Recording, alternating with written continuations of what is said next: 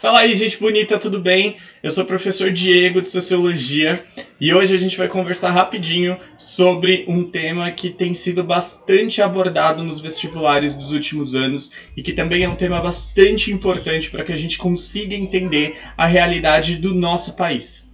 Esse tema é o etnocentrismo. Vamos lá tentar entender o que é esse etnocentrismo. Bom, o etnocentrismo ele vai acontecer quando um grupo específico de pessoas, ou um grupo específico de uma sociedade, ou seja lá o que for, se enxerga superior ou no centro do mundo em oposição a outras pessoas. Então a gente tem aqui, teoricamente, dois ou mais grupos de pessoas, onde um desses grupos se enxerga como superior a todas as outras. E ele vai se enxergar como superior, geralmente, dentro ou fazendo parte de 4 aspectos principais. Então, para o etnocentrismo acontecer, a gente vai ter 4 aspectos principais para poder entender. Vamos ver quais são eles. O primeiro deles é o aspecto político. E aqui eu vou usar como exemplo o momento em que os portugueses vêm ao Brasil, certo? Lá em 1500. Os portugueses chegam ao Brasil com 2 missões. Uma missão de encontrar o Novo Mundo, ou encontrar as Índias, como todo mundo estava procurando naquele momento. E a segunda missão é de conquistar e civilizar os povos que fossem encontrados ali, que teoricamente eram povos inferiores a eles. Então eles vão trazer a política deles, naquele momento uma política monárquica, né, de uma monarquia, eles tinham lá um imperador e tudo mais, e eles vão tentar trazer isso para comunidades indígenas específicas, só que eles vão se deparar com várias formas de políticas muito diferentes das formas de políticas que eles costumavam fazer. E eles vão entender essas formas políticas simplesmente como inferiores e não civilizadas, beleza? Próximo aspecto, o aspecto cultural. A cultura indígena, como a gente bem sabe, era uma cultura bastante rica. Só que os portugueses, mais uma vez, consideravam essa cultura inferior.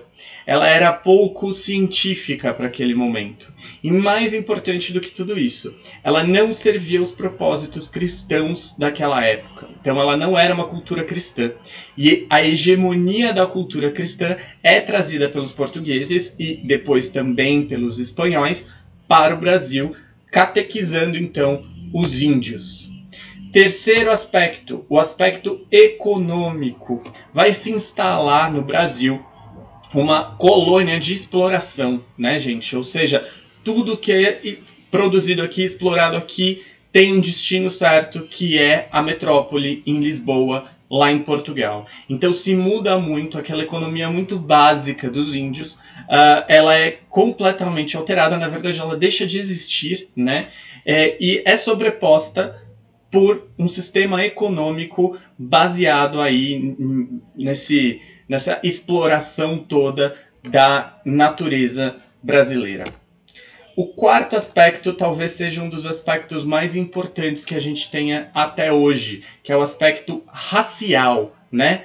O aspecto racial, ele ainda é um problema. Nos dias de hoje a gente vê aí, nos últimos anos, vários grupos de supremacia branca reaparecendo, a Ku Klux Klan voltando a aparecer assim, em diversos momentos, principalmente nos Estados Unidos.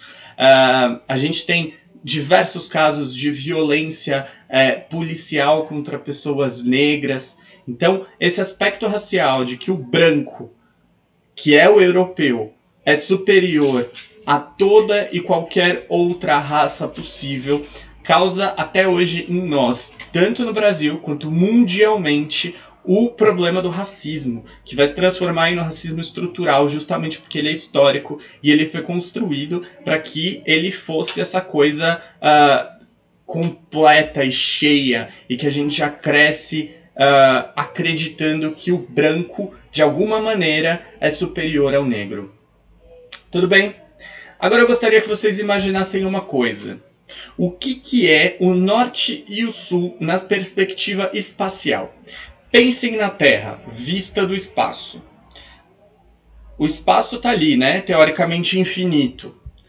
Óbvio, eles não sabiam disso no momento em que eles estavam produzindo os mapas, das cartografias e tudo mais.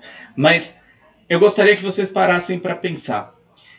Historicamente, aquilo que está em cima é superior e aquilo que está embaixo é inferior. E justamente é isso que eles vão fazer. Essa é uma das características principais do etnocentrismo. É uma característica geográfica. Sim, quando você coloca o norte como superior e o sul como inferior, você está criando juízos de valor e de qualidade ou não qualidade do norte e do sul, em detrimento do norte e do sul. Ou seja, tudo aquilo que vem de cima e que, portanto, é divino, é superior a tudo aquilo que vem de baixo e que, portanto, é mundano, é terreno, é passageiro, né? Isso é muito forte da cultura cristã, principalmente na Idade Média. Agora, eu gostaria que vocês imaginassem se a gente fizesse isso com o mapa.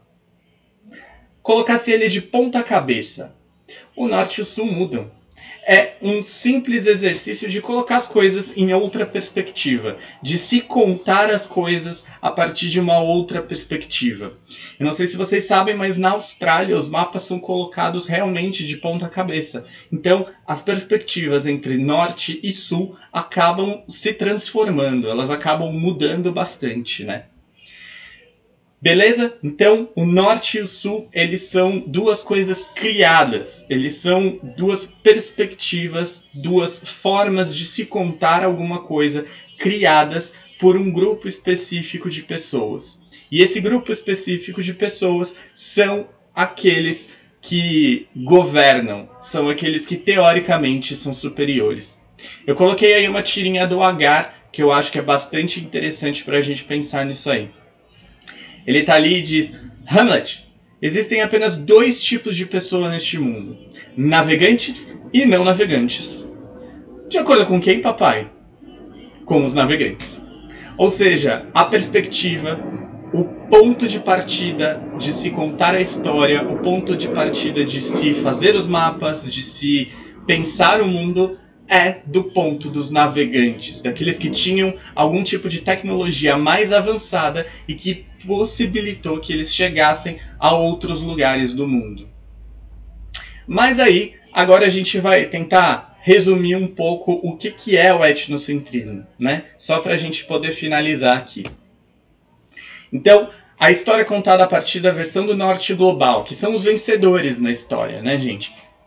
São os dominadores, são aqueles que são ditos como civilizadores.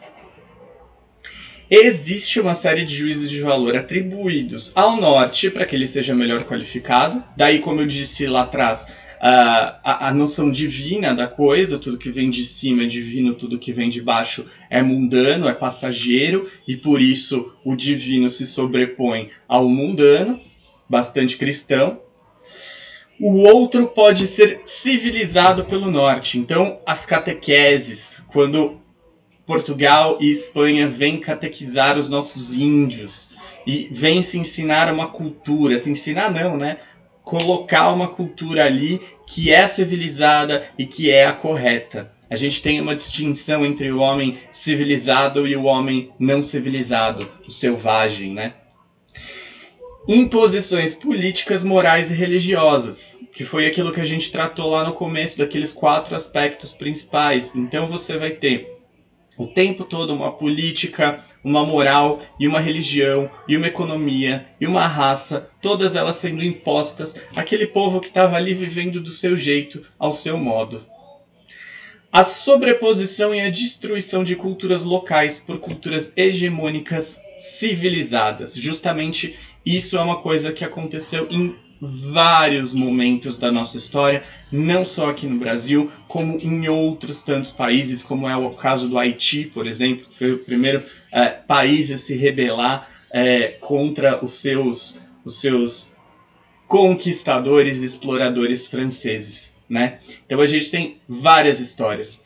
E aí, essa questão do etnocentrismo na sociologia propõe pra gente o seguinte: como é possível que a gente pense uma história a partir de outro ponto de vista. Do ponto de vista dos negros, do ponto de vista dos índios, do ponto de vista das mulheres ou do ponto de vista das pessoas LGBT. Como é possível a gente contar a história a partir desses pontos de vista? Bom, gente, bem resumidamente é isso. Eu espero que vocês tenham gostado e a gente se vê logo mais no Vetor EAD. Valeu!